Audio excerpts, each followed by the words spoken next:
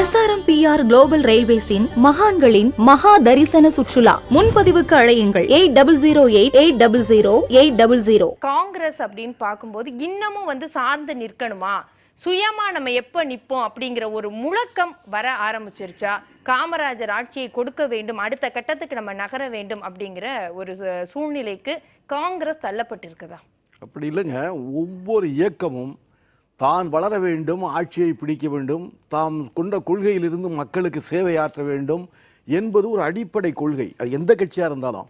அதனால் அந்த அடிப்படை சித்தாந்தத்தின் அடிப்படையில் தான் நாம் கட்சியை வளர்க்க வேண்டும்.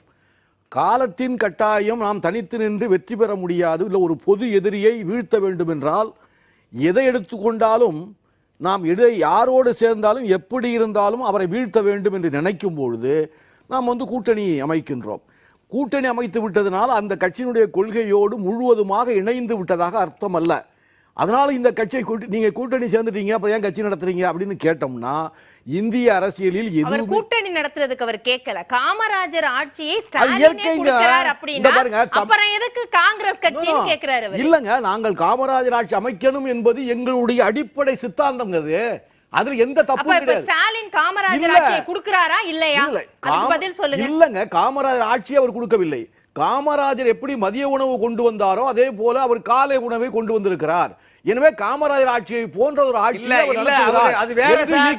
ஈவிகே சிலங்கோவனுடைய தவிர நீங்க ஒண்ணு வேற தவறான தகவலை நீங்க பதிவு பண்றீங்க. இந்த 40 இருக்கு, நீங்க பேச கூடாது. இந்த 40 தொகுதிகளையும் நாம் இப்பொழுது வெற்றி பெற்று இருக்கிறோம். முதலில் வெற்றி விழாவை இன்னும் நடத்த வேண்டிய காலகட்டத்தில் வெற்றி விழாவை நடத்த வேண்டிய காலகட்டத்தில் நாம் தனித்து நிற்பதா கூட்டணி இருப்பதாங்கிறத பத்தி பேசுறதுக்கான நேரம் இதுவல்ல. ஆனால் நாம் 40 தொகுதி வெற்றி பெற்றிருக்கிறோம், நாம் நின்ன 10 தொகுதி வெற்றி பெற்றிருக்கிறோம். அதற்கு நன்றி சொல்லுகின்ற வகையில் ஓரிரு முன்னாள் தலைவர்கள் அவங்க பேசுறாங்க. ஸ்டாலினுக்கும் ராகுல் காந்தியினுடைய பெரிய ஆதரவுலையும் அல்லது ஸ்டாலினுடைய பிரச்சாரத்திலையும் இந்த கட்சி 2 வெற்றி பெற்றிருக்கு அப்படின்னு சொல்லி அவருக்கு நன்றி தெரிவிக்க வேண்டிய நேரம் தான் இது. இல்ல, அதுதான் அந்த இடத்துல தான் முரண்பாடு வருது. இப்ப நன்றி தெரிவிக்கிறீங்க, முரண்பாடு அல்ல, எப்படி முரண்பாடியாக பார்க்க வேண்டும் சார்? எப்படி செல்வ பெருந்தகை ஒன்னு பேசுறாரு, ஈவிகே இளங்கோவன் ஒன்னு பேசுறாரு, பீட்டர் அல்போன்ஸ் ஒன்னு பேசுறாரு, கேஎஸ் அழகிரி பேசுறாரு. இதுக்கெல்லாம் உதாரணம் என்ன? சீட்டு வாங்குறதுக்கு தான் காங்கிரஸ் கட்சி அப்படின்னு சொன்னது யார் சார்? அத சொல்லுங்க. இந்த தமிழ்நாடு காங்கிரஸ் தலைவர் செல்வ பெருந்தகை பேசியது எதிர்கால திட்டத்தை பற்றி. எதிர்காலத்தில் நாம் இந்த இயக்கத்தை வேகமாக வளர்க்க வேண்டும். காமராஜர் ஆட்சி தேர்தல்ல கூட தனித்து நிக்கலாமா? அது பிறகு எடுக்க வேண்டிய முடிவு. நாம் இயக்கத்தை கட்டி காக்க வேண்டும், வளர்க்க வேண்டும், காமராஜர் ஆட்சியை கொண்டு வருவதற்கான அந்த நோக்கத்தில் நாம் செயல்பட்டாக வேண்டும் என்பது எதிர்காலத்தினுடைய திட்டத்தின் சிந்தனை. அவர் சொன்னது. இவங்க பேசுவது அது அல்ல. பேசுறாங்களா இல்ல முரண்பாடா? நான் கேக்குறது அது வேறுங்க.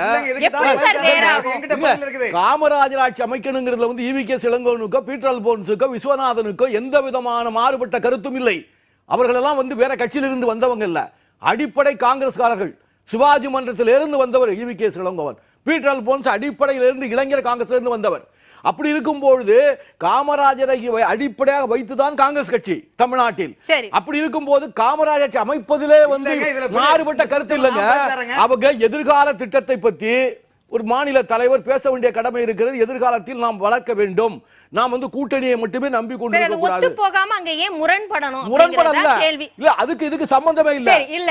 இதுக்கான ஆதாரத்தை நான் தரேன். அப்போ என்ன மாதிரியான ஒரு முரண்பாடுகள் பிரச்சனைகள் இருந்தா கூட கூட்டணி தர்மம் அப்படிங்கிறதுல திமுக காங்கிரஸ் இவங்க இணைந்து செயல்படுறாங்க அப்படின்னு எடுத்துக்கிறது. ஆனா இது இந்த பக்கம் பார்க்கும்போது அதிமுக பாஜக அந்த கூட்டணி இணைந்து இருந்தால் இன்னும் அதிகமான இடங்கள் பெற்றிருக்கலாம்ங்கிற கருத்து இருக்கு. ஆனா இந்த இடத்துல கூட்டணி ஒரு பிளவு பட்டிருக்கு, அந்த உடன்பாடு எட்டப்படலை அப்படின்னு எடுத்துக்கிறதா? இல்லை, இதில் முதல்ல திமுகவில் அண்ணன் முருகன் சொன்னார், அங்கே எங்களோட காமராஜர் ஆட்சி, அதாவது காமராஜர் ஆட்சி தருவேன் என்று சொன்னது ஈவிகே சொல்லுங்கன்னா அவர் சொல்லக்கூடிய வேற வழியில். ஏன்னா அவங்க பேசிக்கல திமுகவில் தான் அவர் ஜெயிச்சதாங்க ஈரோட்டில். அந்த அடிப்படையில் காமராஜ் ஆட்சி போல காமராஜ் ஆட்சி போல திமுக ஆட்சி தரும் திமுகக்காரர்களே சிரிக்கிறாங்க. என்னப்பா நம்மளை இப்படி சொல்கிறாங்க? ஏன்னா 1967 ராஜாஜிக்கும் காமராஜருக்கும் மோதலை உருவாக்கி அதன் மூலமாக தான் குளிர்கண்டு ஆட்சிக்கு வந்தவங்க. இப்போ செல்வ பெருந்தகை சொன்ன காரணம் தமிழ்நாட்டில் நம்ம தனியாக நிற்கணும், நமக்குன்னு தனித்துவமாக நிற்கணும்னு நிலைப்பட சொல்கிறாங்க. அதே போல் திமுக சார்பில் என்ன பண்ணுறாங்கன்னா காங்கிரஸில் வேட்பாளராக திருநெல்வேலி மாவட்டத்தில் நாடாளுமன்றத்தில் பீட்டர் அல்பன்ஸை செலக்ட் பண்ணி இவங்களுக்கு கொடுங்கன்னு சொல்கிறாங்க. ஆனால் காங்கிரஸ் ஏன் ராபர்ட் புருஷா கன்னியாகுமரி மாவட்டத்தை சேர்ந்த ராபர்ட் புருஷா திருநெல்வேலி தொகுதியில் ஏன் நிற்க வச்சாங்கன்னா, பீட்டர் அல்பன்ஸ் கலைஞருக்கு செல்லப்பிள்ளை. அவர் காங்கிரஸாக இருந்தாலும் இனம் வேறு எல்லாம் அங்க நிறைய பிரச்சனை உள்ள கொடுத்தாங்க பண்ணாங்கங்கிறது உறுதிப்படுத்தப்படாத தகவல்.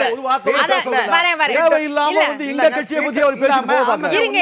உண்மை உங்களுக்கு தேவையில்லாத வேலை. பீட்டர் அல்பன்ஸ் கொடுக்க எங்க கட்சி தலைமை எடுக்கிற முடிவு. ஆனா காங்கிரஸ் பேசக்கூடாது. இல்ல அது உள்ள பேசுறது. அதே இது வந்து அல்போன்ஸுக்கு திருநெல்வேலிக்குள்ள கொடுத்தாங்க. இதெல்லாம் வந்து உறுதிப்படுத்தப்படாத தகவல்.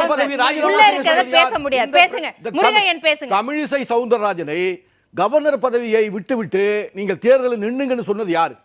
அவராக பதவி ஆசை பிடித்து டெல்லியில மந்திரி ஆகிவிட வேண்டும் என்ற ஆசையில் அவர் வந்தாரா, அல்லது வந்து டெல்லி தலைமை நீங்கள் வந்து கவர்னர் பதவியை விட்டு எம்பிக்கு நின்னுங்க, எம்பியில ஜெயிச்சாலும் சரி ஜெயிக்காட்டியும் சரி உங்களை மந்திரி ஆக்கி விடுவேன் என்று வாக்குறுதி கொடுத்தார்கள். அதனால அவர்களும் முடிவு எடுக்கிறாங்க, வர்றாங்க. இப்ப டிவில படம் பார்த்து கதை சொல்ற விதம் தான். நம்ம ஒவ்வொருத்தரும் ஒரு கதை சொல்றோம். படத்தை பார்த்து கதை சொல்ற விதமா இப்ப நம்ம என்ன சொல்றோம், இப்படி கையை நீட்டினார்னு உடனே ஜாக்கிரதை, அதாவது அவர் சொன்னாரு கொன்னுடுவேன்னு சொன்னார் அப்படின்னு அவர் சொல்றாரு. அது அவர் கதை. என்னுடைய கதை தெரியுமா? இல்ல ஜாக்கிரதை. இந்த வந்து குழப்பத்தை எல்லாம் ஏற்படுத்திக்கிட்டு கொண்டு இருந்தீங்கன்னா ஜாக்கிரதை, அப்படி நடந்துக்க கூடாது அப்படியே அவர் கண்டிச்சிருக்கிறார். அதுவும் வந்து வெளியில என்னன்னு வரட்டும், வந்ததுக்கு அப்புறம் பேசலாம். காங்கிரஸ் வருவோம். திமுக ஒரு சீட்டு வாங்குறதுக்கு தான் காங்கிரஸ் கட்சி இருக்கு அப்படின்னு அமைச்சர் வந்து ராஜகண்ணப்பன் பேசினாரு. அப்ப இந்த மாதிரி விஷயங்கள் எல்லாம் காங்கிரஸ் தொண்டர்கள் மனசுல ஆழமா ஒரு வேதனையை ஏற்படுத்தி இருக்குங்க. நீ திமுகவில் சில பேர் வந்து முரண்பட்டு தேவையில்லாத கருத்துக்களை சொல்லுவதும், காங்கிரஸில் இருவர் வந்து நாம் சொல்லுகின்றோமே எந்த இடத்தில் சொல்லுகிறோம், அதனால் என்னென்ன கருத்து முரண்பாடு வரும் என்று தெரியாமல் சொல்லுவதும் இயற்கையாக இருக்கிறது. அது எப்பவுமே நடந்துகிட்டு தான் இருக்கு.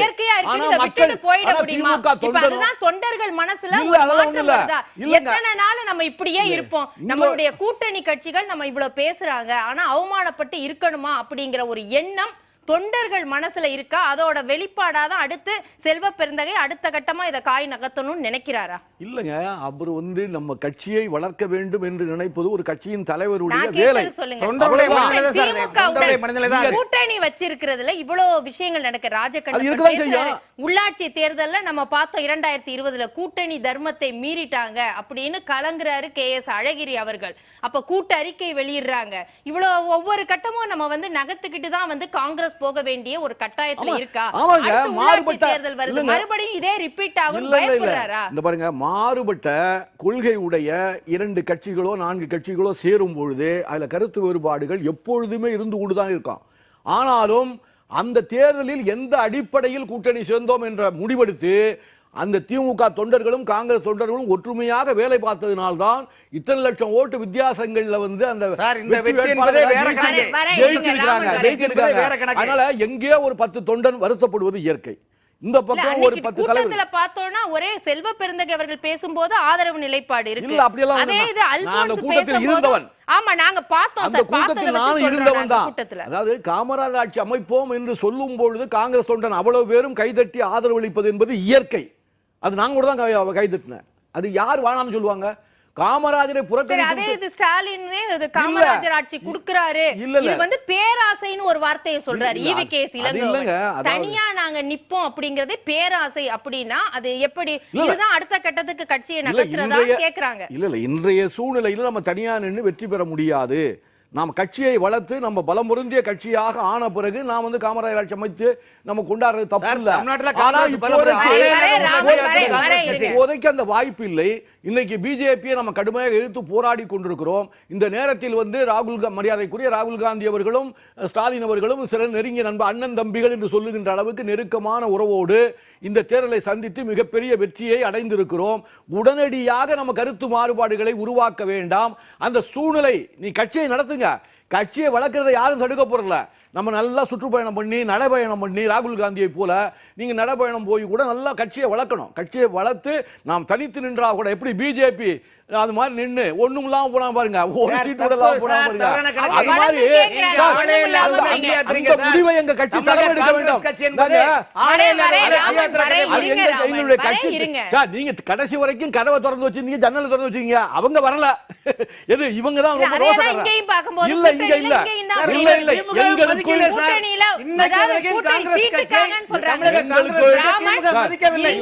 ராமன் பொறுமையா இருங்க. ஒவ்வொருத்தரும் பேசினாதான் நம்ம மக்களுக்கு தெளிவா எல்லா பார்வையும் நம்ம கொடுக்க முடியும். கூட்டணியை பொறுத்தவரை திமுக காங்கிரஸ் கூட்டணி கிட்டத்தட்ட நெடுகாலமாக எந்தவித மாறுபாடும் இல்லாமல் நல்லபடியா தான் அந்த கூட்டணி அமையுது. எந்த பிரச்சனையும் இல்லாம போது ஆனாலும் அதுல வந்துங்க ஒன்னு ரெண்டு வார்த்தைகளை சில தலைவர்கள் பேசுவது இயற்கை. அதை தவிர்க்கலாம். அந்த கூட்டத்தெல்லாம் பேச தவிர்த்திருக்கலாம். தவிர்க்கலாம்.